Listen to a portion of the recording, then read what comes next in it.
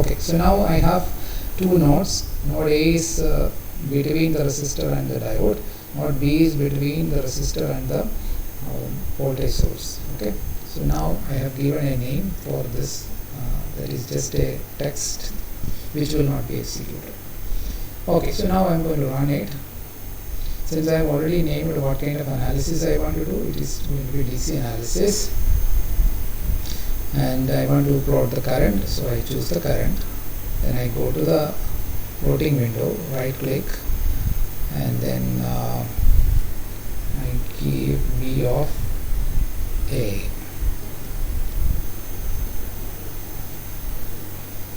Okay, so you see the diode characteristics plotted. Okay, so if you want, so right now for this particular diode, when you vary this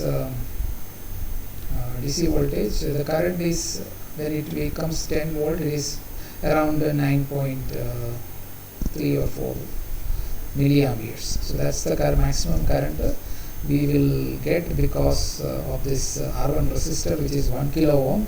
We are limiting the current. Okay, so this resistor is to limit the current. So whenever you do practically in the lab also, we have to put a limiting resistor, otherwise enormous current will rise by an accidental change of voltage increase by huge amount. The diode will just burn away. So in order to ensure safety, we put this series resistance. So we can reduce this resistance and put it 100 ohm.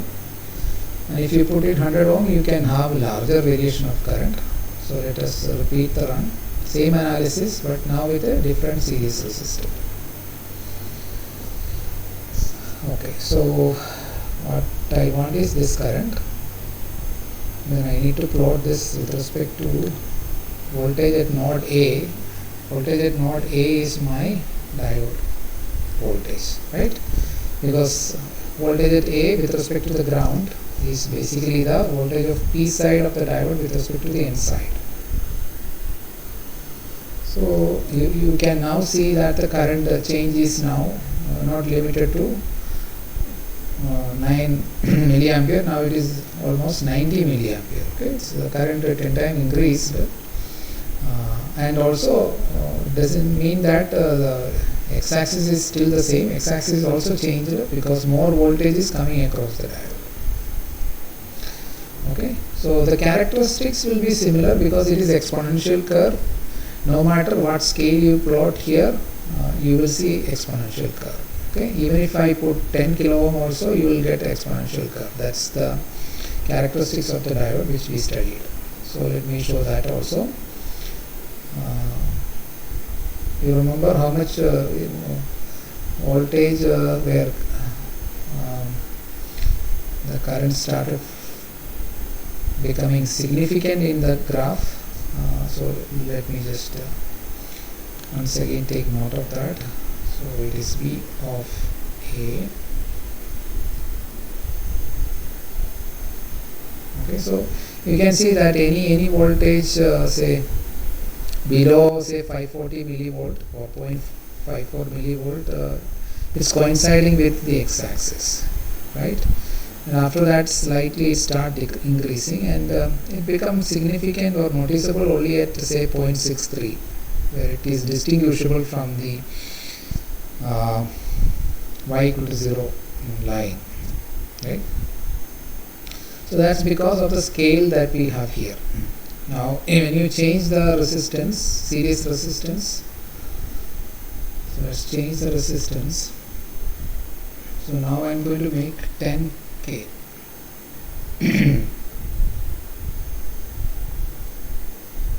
So it's 10K. So I repeat the same analysis.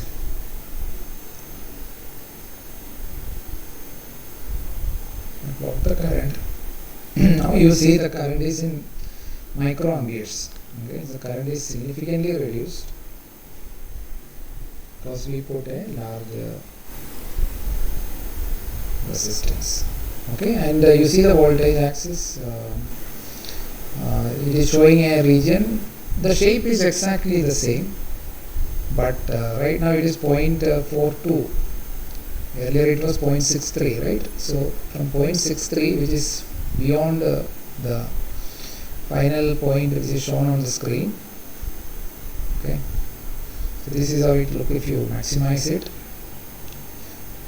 Okay, so there could be a confusion. How do you define the cut-in voltage? Okay, so depending upon what is the maximum voltage that you give here, you will have a current rise like this. So right now the maximum current which is on the scale is 1 milliampere. So the current is within 1 milliampere. So how do you define the cut-in voltage? So normally you have to look at what is the range of voltage that will be applied in the circuit. Okay, so depending upon the average current the diode will pass through, that will decide your cut-in voltage. Okay, so normally we say 0.7 as the cut-in voltage because we will apply voltages such that in the circuit normally for our practical applications such that the diode will have a current above 1 milliampere, like 10 milliampere is like a typical value. So that is a range of current which is normally we make use when we put a diode in the circuit, and therefore we take the value of voltage which is around say 1 to 10 milliampere. Okay, so that will be defined as the cut-in voltage. So that is how we practically look at. Another way is that if you are limiting the current to 1 milliampere from this diagram, what you can do is that you draw a straight line, okay, with the slope of this diode characteristics, and it will meet somewhere here between 4.48 and 0.54. So that means something like 0.51. So that will be the cut-in voltage if you are operating your diode in this range of current. In this range means maximum is 1 milliampere and minimum is something like 0.1 milliampere. So if this is the range of currents which is in the circuit, then you have to take the slope of that line, and that will meet on the x-axis wherever it meets. So that is what we treat it as the cut-in voltage. So that way it varies. So now if I'll also change it to again 100, or let's say 1K, and then repeat it. Okay, so this is our new characteristics. Right now you can see that the operating current of the diode is from 1 milliampere to say 10 milliampere. It is in that range. So you take the slope of this wherever it meets. So it will be something like 0.6. Okay, so that will be 0.6. You take cut-in voltage as 0.6. Okay, you take this slope, approximate this with a straight line here in this region where the majority of current variation happens, and that line will meet on the x-axis at a point which you take it as the cut-in voltage. So for this range of operation, so the range of operation, the operating range of the current depends upon what? It depends upon the series resistor. So for that circuit you can approximate the diode characteristics with the corresponding cut-in voltage. Okay, so that is one thing. Now let me go to another circuit. So this I can close.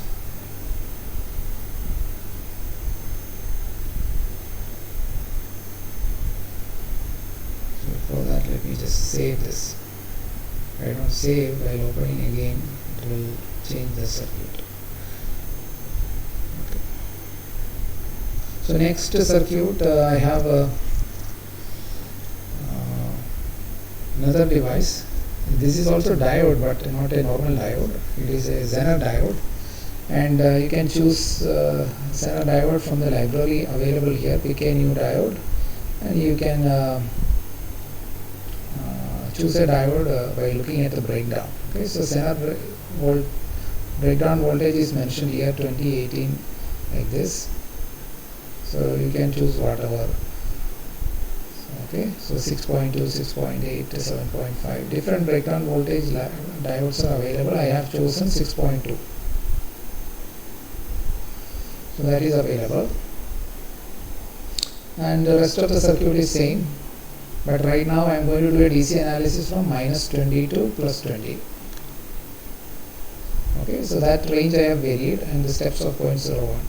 So smaller is the step size, I get more clarity in the waveform. Alright, so what do you expect? There will be conduction in the forward bias regime as well as reverse bias regime. So in the reverse bias it will conduct only around -6.2 volt.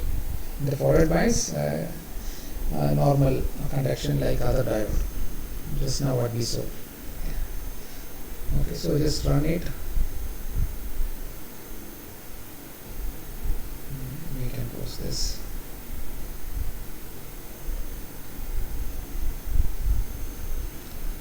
Okay, let's run this. Okay, so what we want? We want this current. Okay, now the current is plotted with respect to the C voltage, but that's not what we want. We want to change the x-axis to, I have put a net label as Z, so I have to now give a one of Z.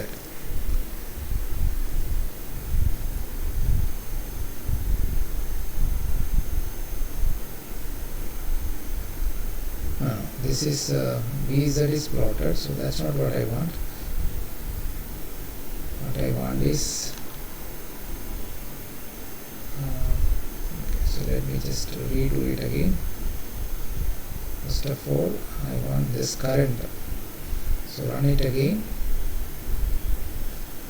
plot the current and change the x-axis. So we want the diode voltage.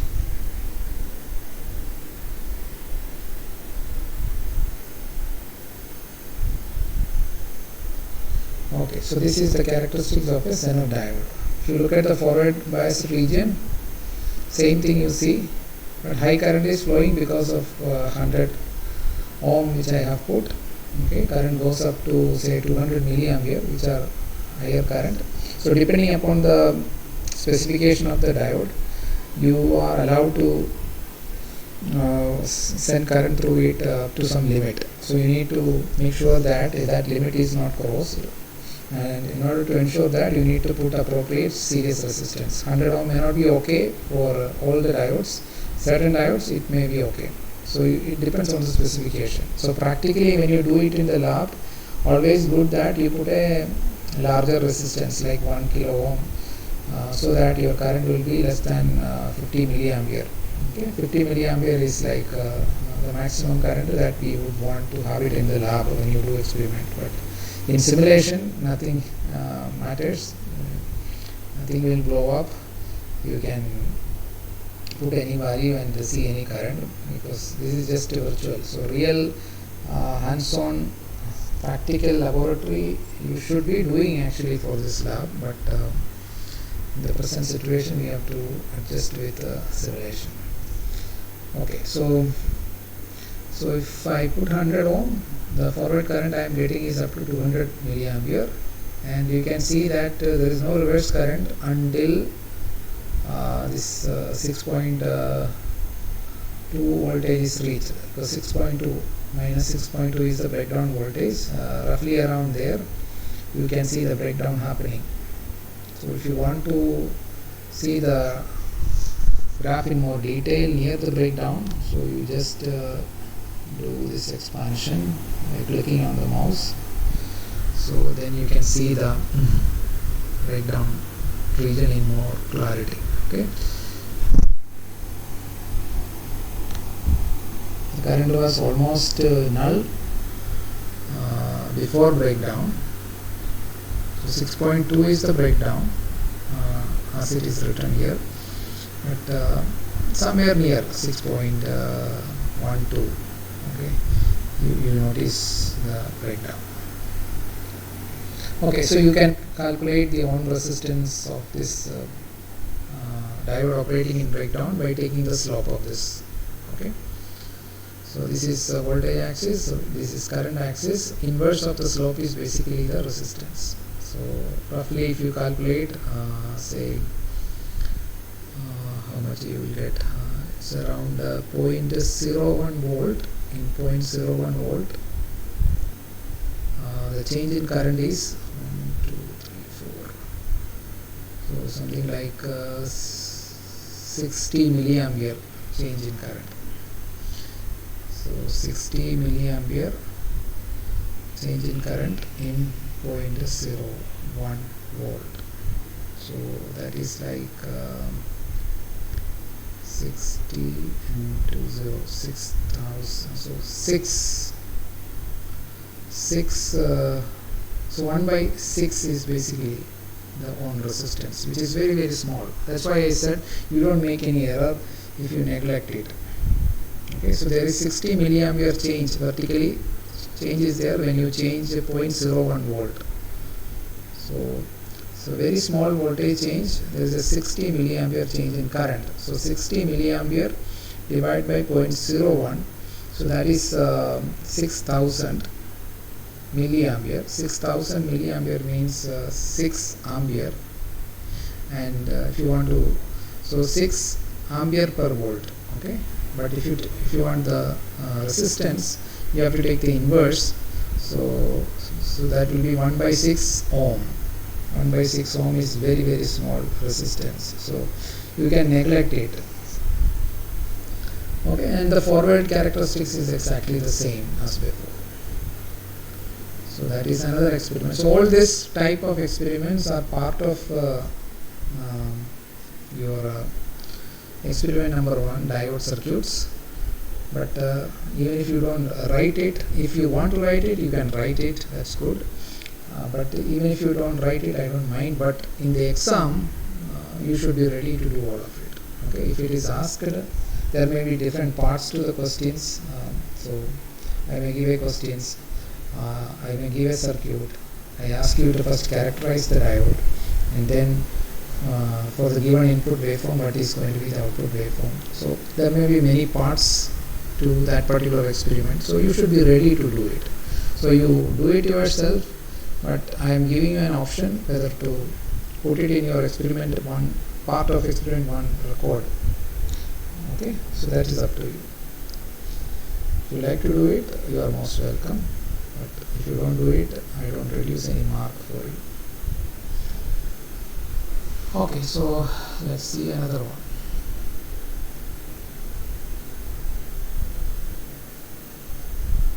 Okay, these are all simple circuit. So now I am using 2 diodes.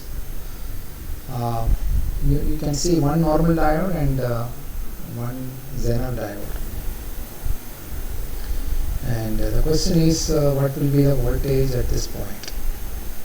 Okay. Okay, so you take the output here, and this is the reference ground point. What will be the voltage? Can anybody tell me what will be the voltage? What do you expect?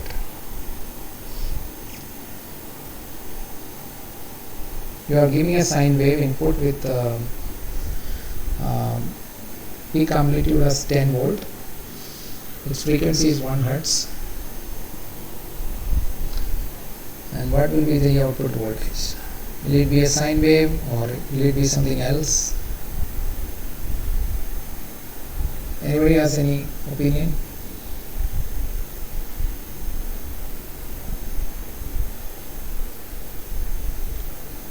Yes? Anyone?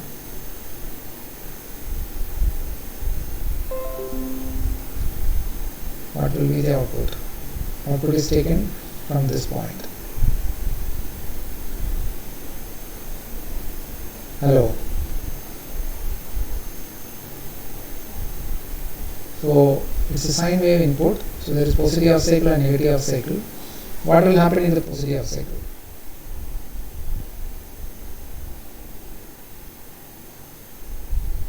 Can there be any current? No, sir. No. Tell me the reason. Because of the diode, sir. There are two diodes. No, sir. 1N4148. Which diode prohibits current in positive half cycle? Sorry, 1N4148.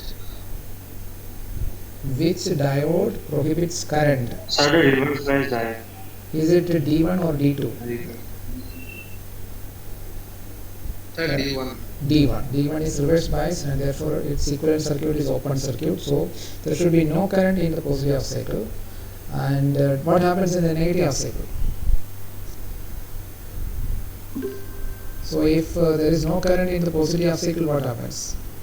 What will be the output voltage?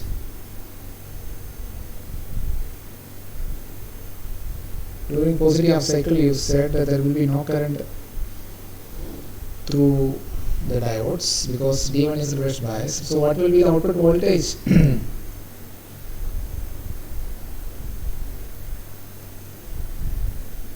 Quickly, don't waste time.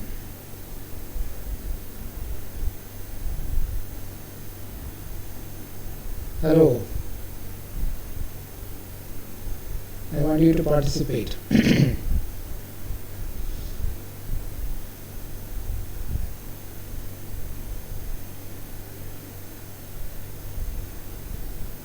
Tell me, anyone, what will be the output voltage during positive half cycle of the input sine wave? 0. 0. You already said that the diode cannot conduct, so it is open circuit. So how can it be 0?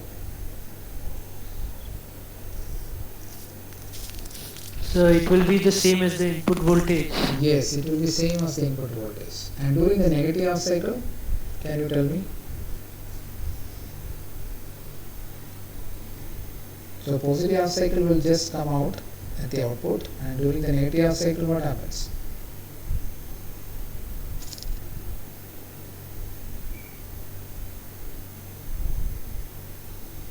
So during the negative half cycle, sir, there will be a flow of current. So when will it flow? All the time?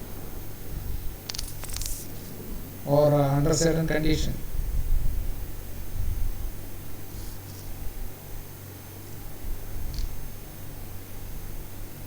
Does current flow in the entire negative half cycle or only a portion of?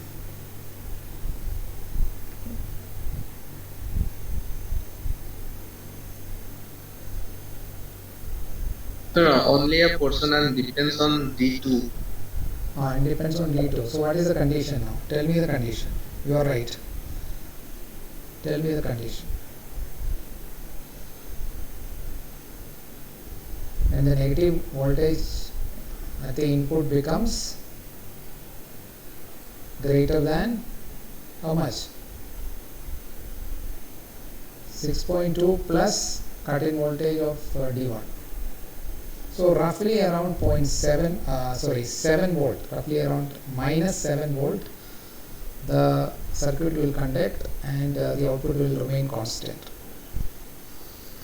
Alright, so let us do simulation.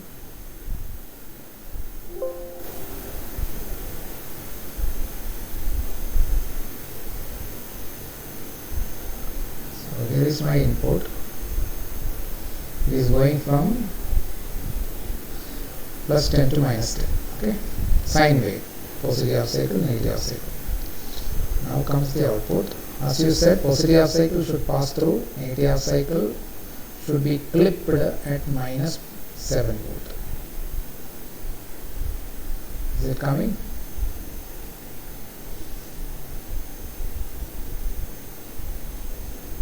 Okay, positive half cycle is passing, negative half cycle is getting clipped at minus 7 volt. How do you get minus 7 volt? The constant voltage across a Zener diode when it is operating in breakdown is 6.2, minus 6.2. Then there is, in series with that, there is a cut-in voltage of the normal diode. So minus 6.2 plus minus 0.7. Okay, they will add up. Here there will be a drop of minus 6.2 and here there will be around 0.7. So if you add them up, you get roughly 7 volt, minus 7 volt. It is happening in negative half cycle. Is that clear? Let me know. Is that clear? Okay. Yeah. So you should be able to do any of this. Okay. I may give a circuit in any way. Okay. I may put the diode in parallel. I may put them in series. Okay. One upward, one downward. I may put a battery here. So there are so many permutations and combinations possible, and it is never will be complete. You can't complete discussing all the cases. I mean, there are that many cases, but you should be able to come up with an explanation when you write in the theory exam. You should be able to write the reason why you get a particular waveform. You should be able to explain. Here you can do it and find out. Okay, in experiment you can do it and find out how it will come. But in theory, you should know the working. And even if in experiment you get a particular result, you should be able to explain that result. Okay. Okay. So that is one thing. Now, if I put this diode in parallel, what do you think will happen?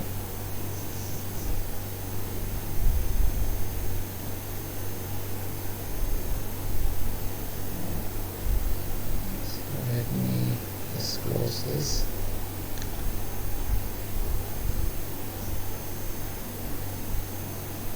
Okay, if I take this diode and put it in parallel,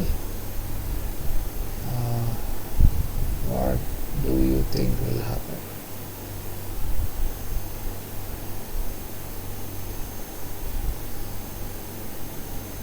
Can you tell me what is going to happen? Yes, sir. Yes. Tell me. So I'm going to put it in. So for the positive cycle, there will be no current and for like that DC. I want the output waveform. Okay. What will be the output waveform that we will get? That's what I want. Ultimately, we are going to plot that only. So I am taking output from this point, okay, above the diode, that point, and what will be the waveform I will get? During positive half cycle, what will happen? And what during negative half cycle, what will happen? Okay, so give me your opinion, and after I hear one opinion, I will proceed for experiment. During positive half cycle, somebody tell me what happens.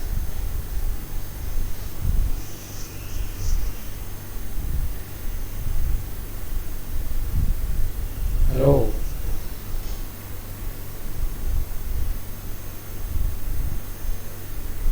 So you are not. The output will be Same as what the input is. I disagree. yes, sir. I disagree. No, sir, only that the positive half cycle will be there. I disagree again.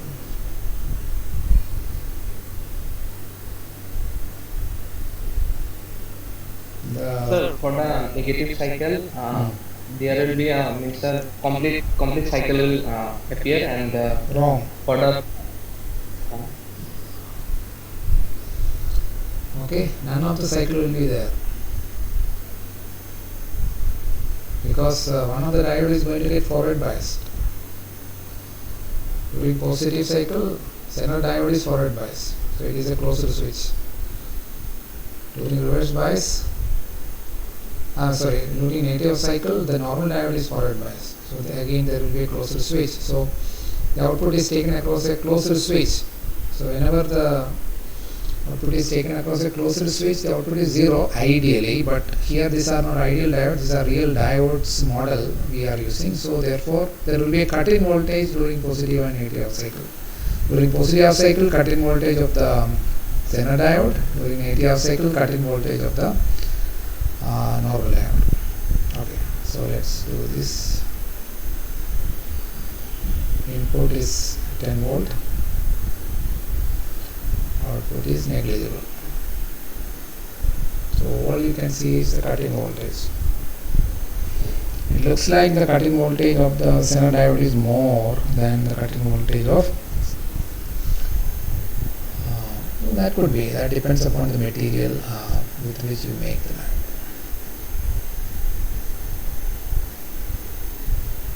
Okay, so you need to work with this type of problem.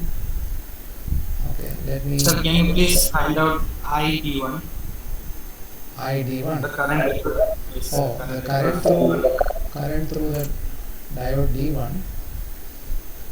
Okay, so that is like this. Okay, this is D2. Green is D1 current and blue is D2 current. Agree? Okay, sir. Yeah. And you can see that the peak is shifted by the cut-in voltage from 10 volt. So it's around 9 point something, right? Sir, can you again explain that positive cycle and negative cycle? See, during the positive cycle what happens is D2 will be forward biased. So when D2 is forward biased, the drop across D2 will be cut-in voltage. And the magnitude of cut-in voltage is determined by this resistance. If you put 1K, the amount of voltage will come. We just saw in the diode characteristics, same thing. So it may be something like 0.6, 0.7 like that. And during positive half cycle, D1 is off, so it's an open switch. No current flows through it. During reverse bias, D1 is forward bias and D2 is off. Why? Because the negative voltage never go beyond minus 0.7 because of D1. If I remove D1, then what we have seen earlier will happen. Something similar to what we have seen earlier.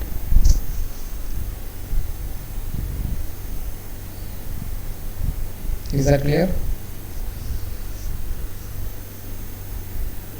Okay. So let me do one more thing, and that is I am going to turn this diode around.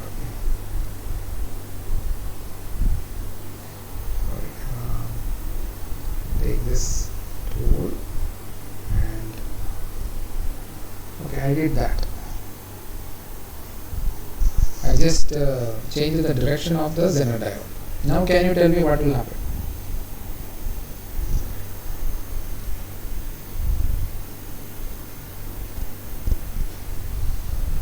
During positive half cycle,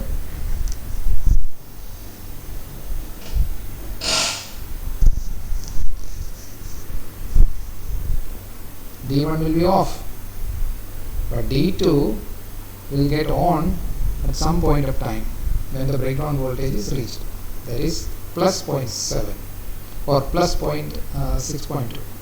At plus 6.2 you will have conduction, and therefore the output will be clipped. It will remain constant. It cannot go above 6.2 volt. But during the negative half cycle, like before, D1 get forward bias and it will be cut-in voltage. So now you are going to see a waveform where the positive half cycle is clipped and negative half cycle is completely clipped. Okay, positive half cycle is partially clipped, only the portion above 6.2 volt is going to be clipped, but the negative half cycle, as before, it will be clipped when the negative half cycle becomes 0.6 or something like that.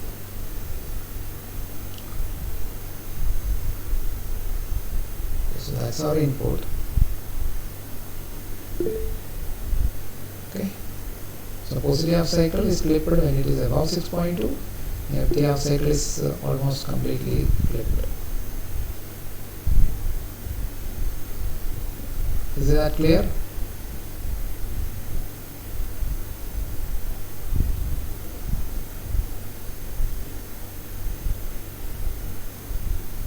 That's how it looks.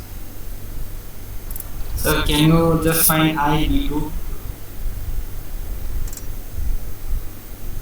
ID2. Whenever Yes. the positive cycle is clipped, during that time current will flow because the cut-in voltage of D2 is larger. That's what I would expect. Let us see. Yeah. ID. This is ID2. Let me just close it and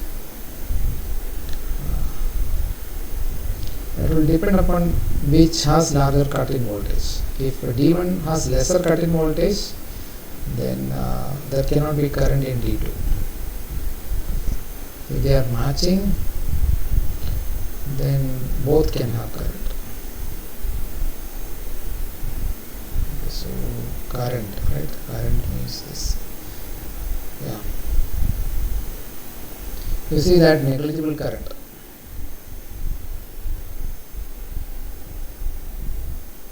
So I have to plot the waveform at the input also, then only it will be clear.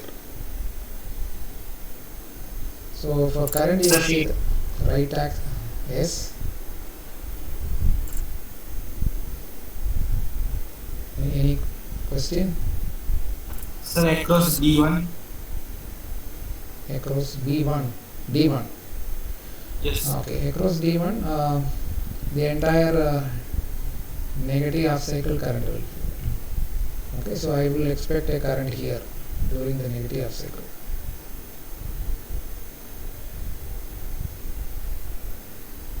You see that?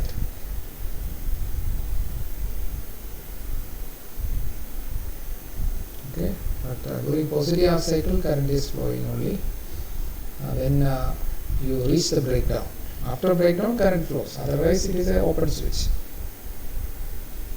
Sir, why the amplitude is more than the input?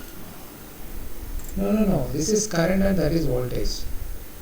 You cannot compare it on this scale. Okay. For the blue waveform, you have to take this scale. For green and red, you have to take this scale. One is current and other is voltage. We are plotting both on the same graph. Understand? Okay, sir. Okay, so now let us do one more thing. Let us introduce a battery. So let me cut this point and I'm going to bring a battery. So to bring the battery I have to go here, type voltage.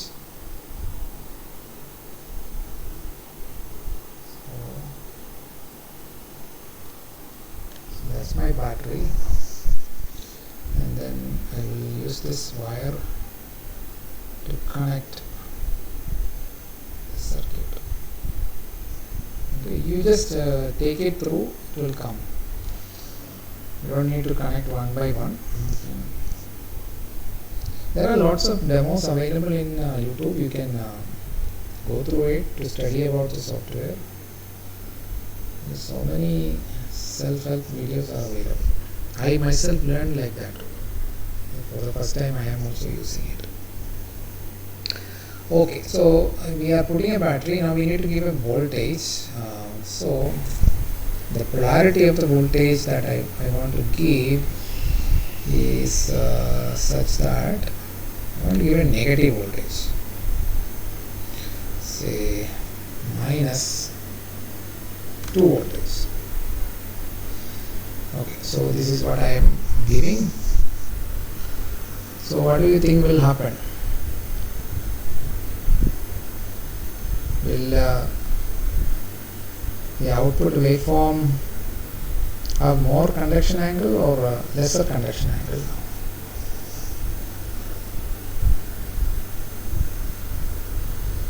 More or less? More. More. Yeah, I also think it will be more, because we are going to reach the breakdown now early with the help of this additional -2. Okay, so let's verify that. This one. Yes. You can see that earlier it went up to 6.2, but now it is around 4.2. The clipping happened around 4.2. So the conduction is more duration. Okay, this much is our conduction. So if you plot the I2, you can see that. Okay, there is a large conduction angle. Okay, so this is the kind of thing you should be ready with for your theory as well as lab exam. Okay, this is not just for your practicals, but also for your theory. Okay, so whatever problems which I did not solve in the class, it is an extension of that with waveforms, so that it will be more helpful for you to understand. All right.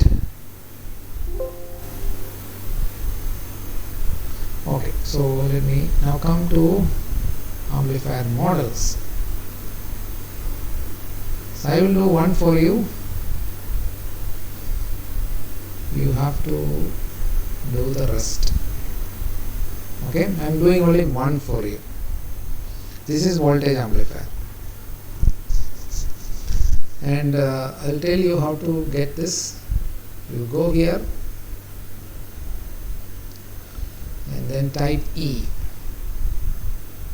Okay, so you can see that the symbol comes here. So it is voltage dependent voltage source. Now if you want the polarity of this to be reversed, you can choose E2, so it will become minus plus. That's the only difference, but otherwise E and E2 are same. Okay, then there is F. It is written as current dependent current source. Okay, where do you need it? You need it for current amplifier. E is for voltage amplifier, and I is for F is for current amplifier. Then comes G. G for transconductance. We used GM, right? So it will have a voltage dependent current source. Then comes H. It is current dependent voltage source. So whenever there is a current dependent thing, for example, if you take this one,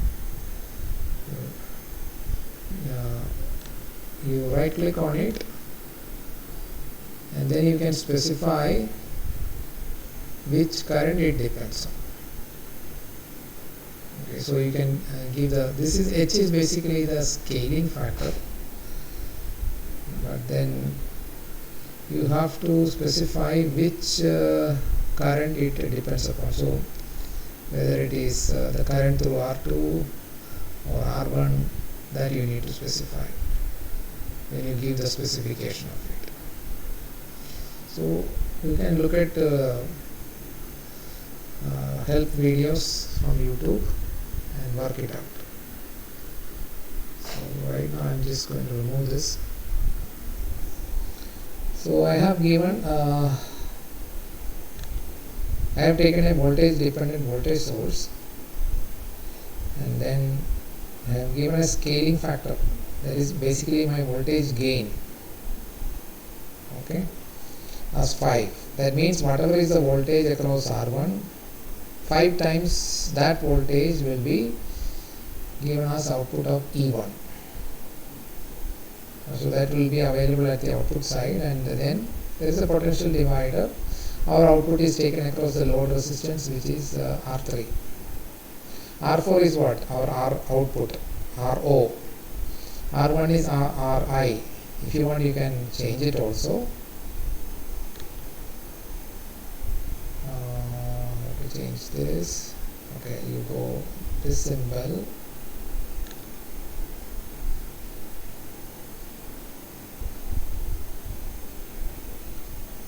Okay, resistor properties, select resistor. Actually, it is not possible. Okay, let me just right click on this. Okay, you can make it, if you want, you can make it RO. And to just keep the same name. And this is our RI. And this is what? Anybody? RS. So right click on the label for the resistor, you can change the label, and this is our RI. Okay, so if you want, you can change this label also. It's our Vin. Okay, if you want, you can change that. Okay, that's okay. This is V2, right? I'm just putting on. So AV, instead of AV, I have 5 here. So I have wired up, took the components, wired up, assigned values to the components. As you see, I want for a good voltage amplifier, I told you in the class that we need RI much greater than RS. It is 10 times. Good enough. And RL is also 10 times. Okay, and so we should get a decent voltage amplification waveform at the input. So I am giving a sine wave with 1 voltage peak, and I am doing the transient response. So anything which I want to plot with respect to time waveforms, I use the transient response.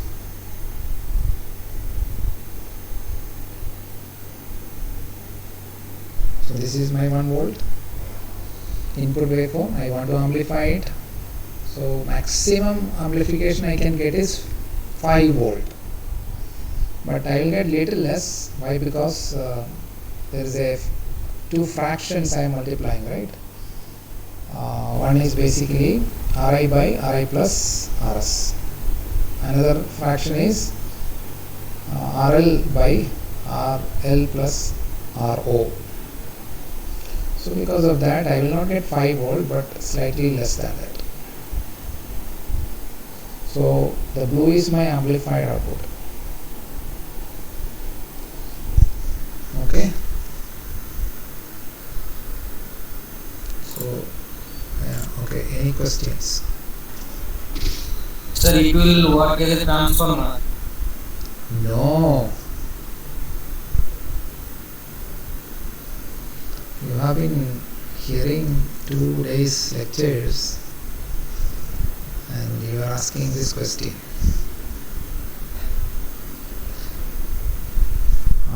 So this is like reading Ramayana and finally asking who is Sita to Ram.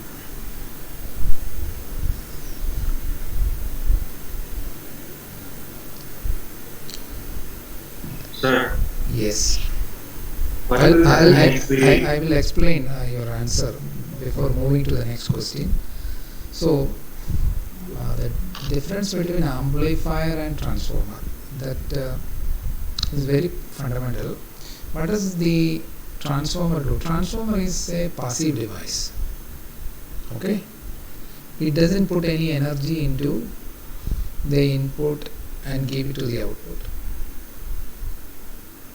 Okay? Be very clear about it, because this is a confusion which normally people feel.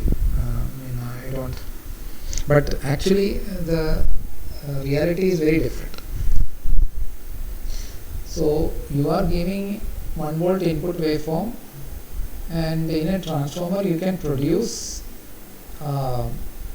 higher voltage. Step up transformer can produce higher voltage, but the problem is that your current will reduce.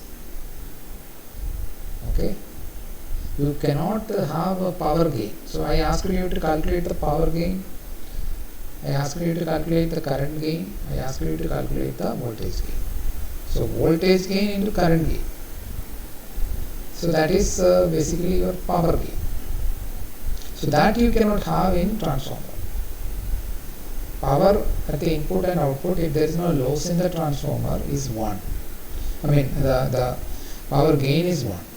The input power is same as the output power. Only thing is it is stepping up the voltage or stepping down the voltage at the cost of doing the opposite for the current. Okay, but these are active device. Here we are using active device. We are increasing the energy of the signal. What you give is low power signal. What you get out is high power signal. Now, how does it happen? That we are yet to explore it. In the following classes, we will look at it. So that's what the amplifier does. Okay, it strengthens the signal, which passive circuit cannot do.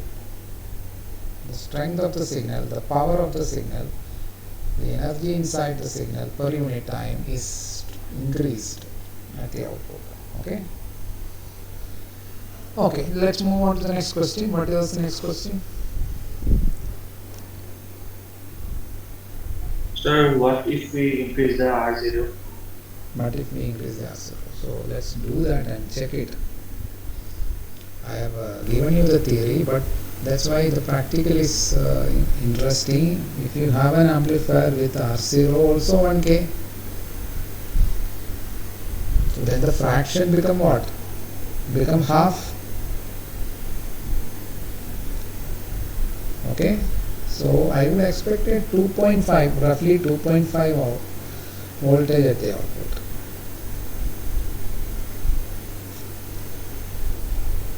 So input is 1 volt. Still there will be amplification, but it's only up to lesser than 2.5 because of the reduction at the input also. Okay, but maximum 2.5 only you will get. That's the problem. Now if you see, if both input and output did not satisfy our requirement,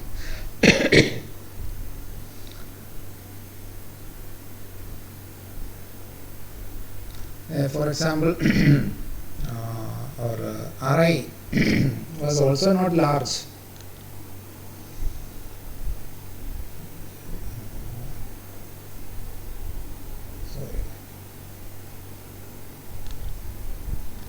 So it was also not large.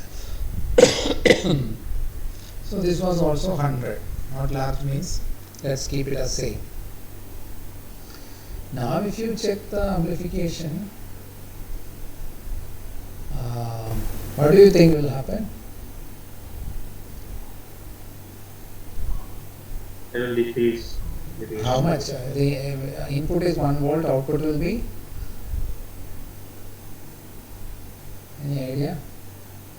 Maybe a little more than 1 volt, because this is a fraction half, another fraction half, half into half, 1 by 4, so 5 by 4, slightly more than the green waveform. See, I have not done anything to this voltage dependent voltage source. It is still the same, doing the same as it was doing earlier also. But I have just varied the property input resistance and output resistance. You see the thing. Now, the horrible thing that can happen is that suppose my output resistance is quite big, say 2. So this is how, like, the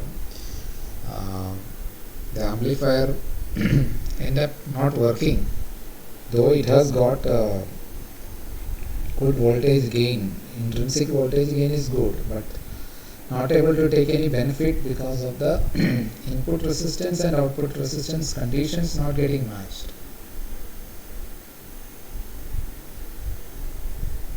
So we gave 1 volt input and we measured the output.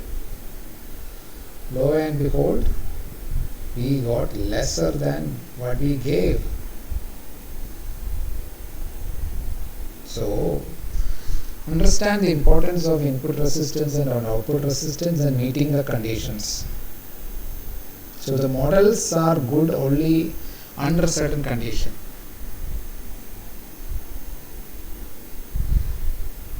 That's the moral of the story. Sir, Yeah. sir, how much voltage gain is required to match that output of 4.5 volt? 4.5. Where did you get the 4.5? No, sir, in the first Oh, simulation. the first simulation. So that's why I told you the thumb rule is at least your input resistance should be 10 times your source resistance. Source resistance is basically a feature of the source. Okay, so you have the source side, then the amplifier, and then you have the load resistance. So I can't put it. Maybe I can put a different color, but you should compare it with the lectures and understand it. So the amplifier model is only here. This R0, Ri, and this voltage dependent voltage. So this is our amplifier. So if you want to design a good amplifier, you should voltage amplifier. You should have an Ri which is as large as possible, so that when you compare it with RS, it will be much higher, at least 10 times higher. That's what I would say. So if you can find a source with a source resistance very small, then also the condition can be satisfied. Say I have a source. This is also practically possible. You can design your source in a very good way so that it has very less series resistance, and load resistance also, like you can take it to be large. So instead of that I take 100. Yeah, 100. 100. Okay, 100k. Then you will get 5 volt approximately. Okay. Even the source resistance can be even smaller than this also. Okay. A good power supply will have very small source resistance. So the cost of the power supply usually depend upon what is the source resistance. Smaller it is, larger is going to be the cost you need to give for buying a power supply or the signal source. Okay. If you go and buy and say that I want a sine wave source with source resistance of 1 ohm, you need to pay more price compared to a sine wave generator with a 5 ohm source resistance. Okay, so this I am now expecting, because 100 is much higher than 5 and 100k is much greater than 2k. So now the amplifier will do very good, because my condition for voltage amplification is met well.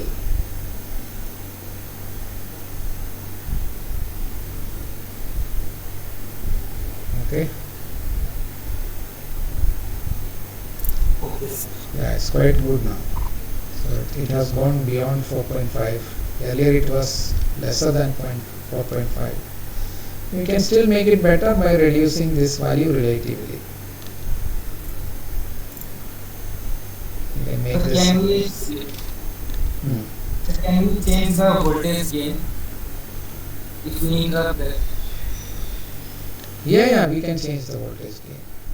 Say, let me just see approximately 5 volt by making the conditions so nicely satisfied. Yes, see, it reached 5 volt because my condition is too good, like it's 100 times here. At the input side it is 100 times, and here also it is it is more than 100 times, right? It is 10,000 times because it is K. So that is why it has gone to 5 volt, complete 5 volt. So now your question is, but 100 times is quite good. Okay, so I think you don't need to satisfy beyond that. There won't be much benefit in satisfying beyond that. Because the difference is going to be good. So now you want it to be, you right click, you make it the value of the scaling factor, whatever you want, 10. In simulation there is no restriction, you can do whatever you want.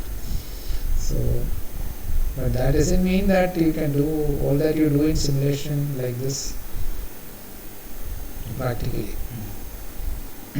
So it is going to 10 volt from 1 volt. That means my gain is completely utilized. Whatever gain is provided by this voltage dependent voltage source is completely utilized by my circuit because the condition for input and output resistance is satisfied. My load resistance is 100 times more than the output resistance, and my input resistance is 100 times greater than the source resistance. So in a similar way you do other 3 configuration also. So now if you want to find the current gain, so what you need to do, you run it and measure the currents, the input current and the output current. So this is my input current, sorry, this is my output current, sorry, and this is my input current.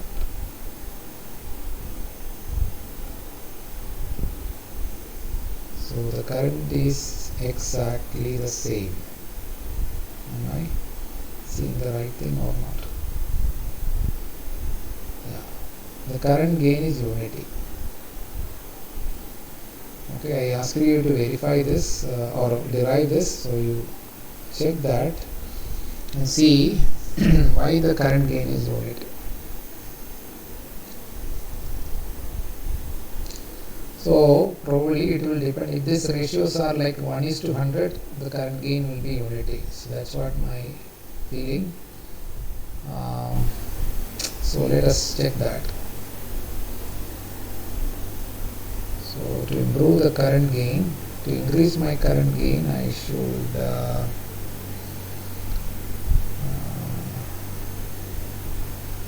so it will draw very less current if I have large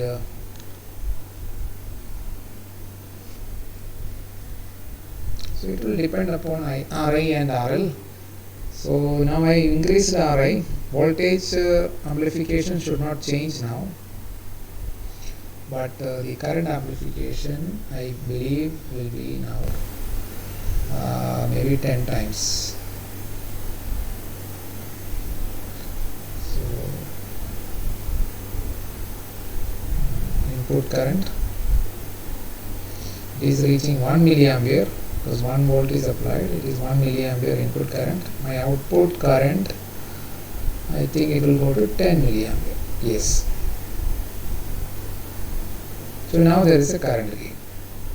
So it will depend upon RI and RL, etc. So you look at the expression, derive it, and you should write those conclusions in your code. Okay, give the expression and then for the particular component values we obtain because according to the expression it is like this. So that could be the justification. So all the 3 things which I said, current gain, voltage gain, I showed you current gain and voltage gain. Now I think there are some other things also. You can also directly plot the power, input power and output power. So let me see how to do that.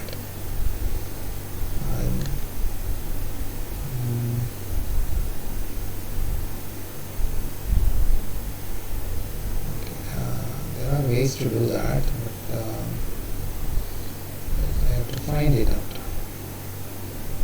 You can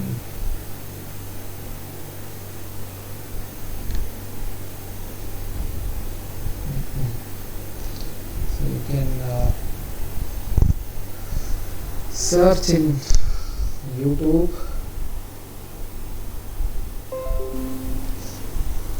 how to plot power in LT space.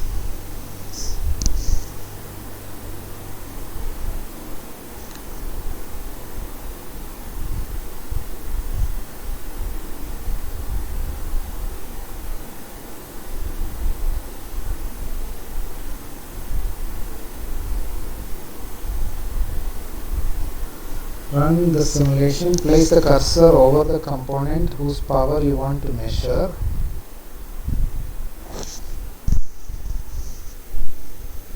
Press and hold the Alt key and left click to plot power. So that is what you have to do. So let us do that.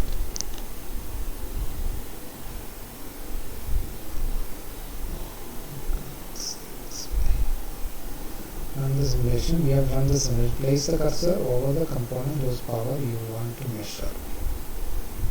So this is the component. Place the cursor over the component whose power you want to measure and press and hold the Alt key and then left click. Okay. Alt key. Okay, so you get a thermometer and then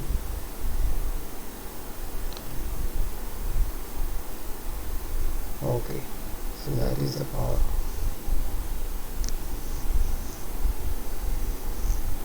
Press the Alt key and then let me see one more time. Press and hold the Alt key and left click. Yeah, so that's what I did. So let me just delete and only show the input power and the output power.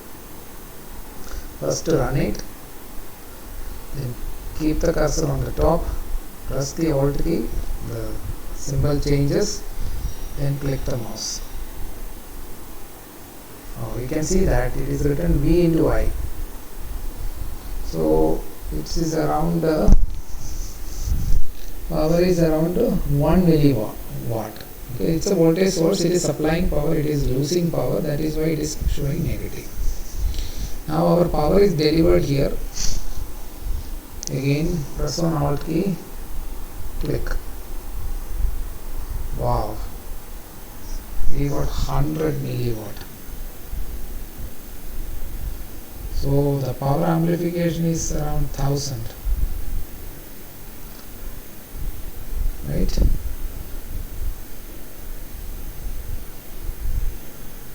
So the input power we are not able to see even because it is so small.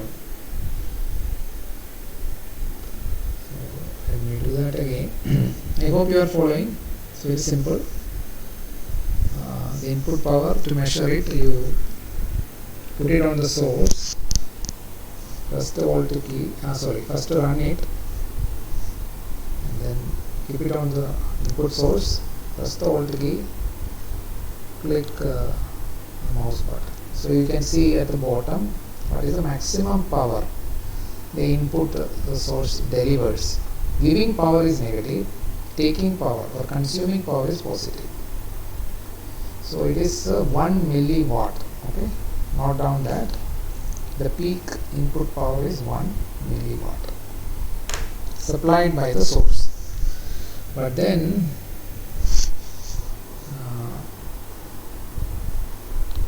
what you get out of the amplifier is 100 milliwatt. Okay, so there is 100 times power amplification. 100 milliwatt divided by 1 milliwatt is 100. So we saw all the three. So it is quite good. Now if the conditions are violated, let's see what will happen. So earlier we have seen that when this was only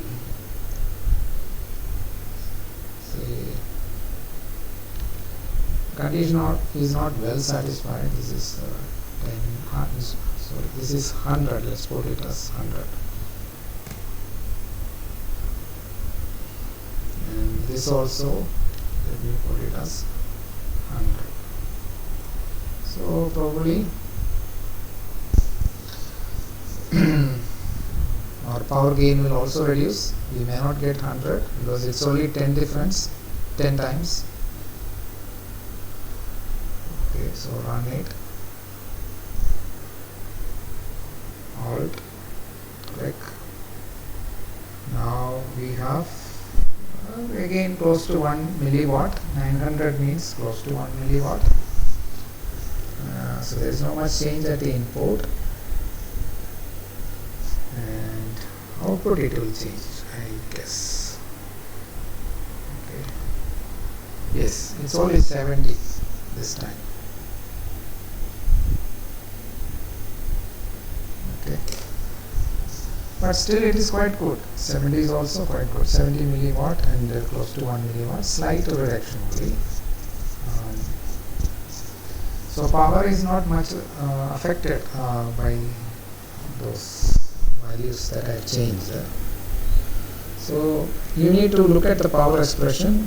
What is the quantity that it primarily depend upon, and then when you vary those quantity, you may see a significant change. Okay, so I will stop here. Rest of the things I will give it back. There is 3 more circuit in your. So this is 1 circuit. There are 3 more circuit. Whatever I taught today, you need to first do the homeworks and find out the expression. And using those expressions, you have to verify the result that you will get.